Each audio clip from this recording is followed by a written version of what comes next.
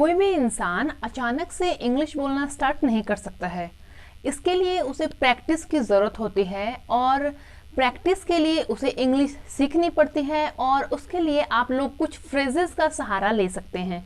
अगर आप धीरे धीरे उस चीज़ को सीखते चलेंगे और कुछ फ्रेजेस को भी साथ में याद करेंगे तो ये आपके लिए हेल्पफुल होता है और आप इससे इजीली किसी भी लैंग्वेज को सीख सकते हैं। So hello everyone, I am Devika and here I have 50+ phrases to improve your English.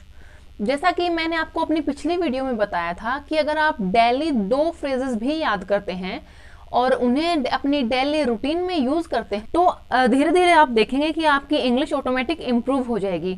उस वीडियो में मैंने और भी बहुत सारे टिप्स बताए हैं आपकी इंग्लिश को इम्प्रूव करने के लिए।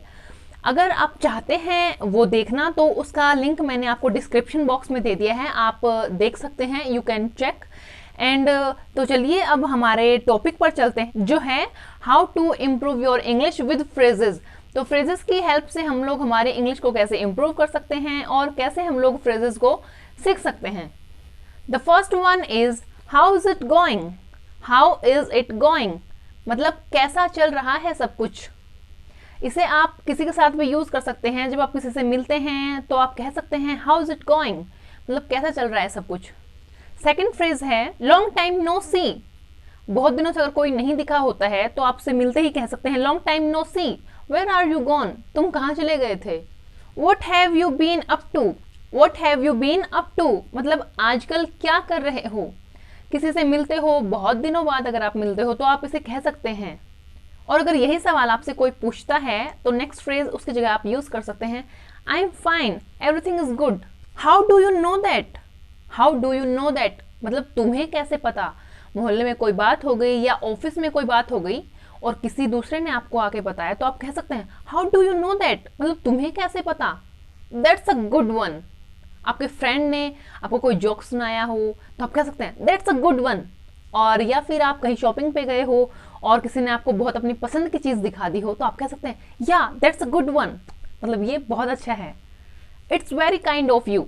It's very kind of you. इसे आप तब यूज़ कर सकते हैं जब कोई आपकी हेल्प कर देता है। जैसे आप कहीं जा रहे हैं और किसी ने डोर आपके लिए ओपन कर दिया या आप बैठने वाले हैं, किसी ने आपके लिए चेयर खींच दी पीछे तो आप कह सकते हैं it's very kind of you मतलब यह आपकी काइंडनेस है। Thank you anyway. आपने किसी को हेल्प के लिए बुलाया है और आपका वो काम बना नहीं लेकिन फिर भी वो बंदा आपकी हेल्प के लिए आया है तो आप उसे कह सकते हैं कोई नहीं यार, काम तो नहीं बना बट थैंक्स एनीवे मतलब थैंक यू एनीवे, कोई बात नहीं लेकिन तुम आए उसके लिए भी thank you. Thanks in advance. Thanks in advance मतलब आपने किसी को कुछ काम बताया है, कोई प्रोजेक्ट कंप्लीट करने के लिए कहा है या आपने कुछ किसी से कुछ मंगवाया है और आपको पता है कि वो काम आपका कर देगा, आपको बीच में लटका के नहीं छोड़ेगा तो आप उसको कह सकते हैं थैंक्स इन एडवांस मतलब पहले ही धन्यवाद तुम्हारा या बहुत बहुत धन्यवाद तुम्हारा। No worries. नो वरीज मतलब कोई बात नहीं, कोई टेंशन वाली बात नहीं है। आप किसी की बात से हर्ट हो गए हो या किसी ने आपको कुछ परेशान कर दिया हो, कुछ आपकी चीज़ स्पॉइल कर दे हो और फिर वो आपको सॉरी बोल रहा है और आपको उस चीज़ से कोई विशेष कोई खास इफेक्ट नहीं हुआ है तो आप उसके लिए कह सकते हैं नो वरीज मतलब कोई बात नहीं। व्हाट्स गोइंग ऑन ये आप किसी से मिलते हैं तो यूज़ कर सकते हैं। व्हाट्स गोइंग ऑन मतलब क्या चल रहा है आजकल। Correct me if I am wrong. Correct me if I am wrong आप किसी से कुछ कह रहे हैं और आपको श्योर नहीं है कि आपकी बात सही है या गलत है तो आप सामने वाले को कह सकते हैं correct me if I am wrong मतलब मुझे सही करो अगर मेरी बात गलत है। Don't take it to heart. Don't take it to heart मतलब आपने किसी को कुछ कह दिया हो और या किसी और ने आपके किसी को फ्रेंड को या किसी को कुछ कह दिया हो तो आप कह सकते हैं don't take it to heart मतलब दिल पे मत ले यार, ऐसा होता रहता है। Sorry I was not listening. Sorry I was not listening मतलब माफ़ कीजिए मैं आपकी बात को नहीं सुन रहा था। किसी ने आपको कुछ कहा और आपने वो सुना नहीं तो आप उसको बात दोबारा रिपीट करने के लिए ये बात कह सकते हैं कि सॉरी मैंने आपकी बात को सुना नहीं।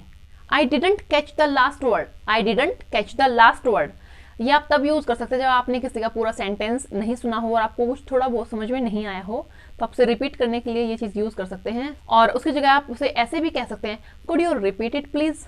Could you repeat it please मतलब क्या आप दोबारा दोहराएंगे प्लीज़।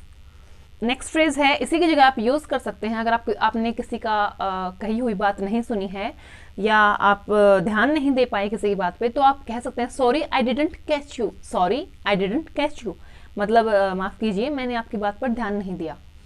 नेक्स्ट फ्रेज है it doesn't matter, it doesn't matter मतलब कोई बात नहीं है।